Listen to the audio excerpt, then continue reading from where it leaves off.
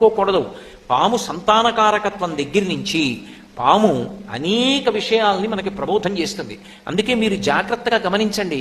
అసలు దేవతలు ఎవరికీ కూడా పాముతో సంబంధం లేకుండా ఉండరు. శ్రీ మహావిష్ణువు ఆదిశేషుడి మీద పడుకుంటాడు. పరమశివుడు నాగాభరణుడై మెడలో పాములు వేసుకుంటాడు, చేతులకి కూడా పాములు కంకణాలుగా పెట్టుకుంటాడు. అసలు విఘ్నేశ్వరుడు నాగ యజ్ఞోపవీతం వేసుకుంటాడు, పామునే యజ్ఞోపవీతంగా వేసుకుంటాడు. శ్రీకృష్ణ భగవానుడు కాళీయమర్దనంలో ఆయనకి ఏ రంగస్థలం పనికి రాలేదు. ఆయన కాళీని యొక్క పడగల మీద తాండవం చేశాడు.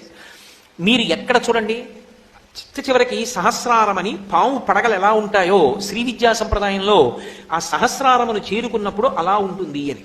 కాబట్టి పాముతో సంబంధం లేనటువంటి దేవతలు ఉండరు.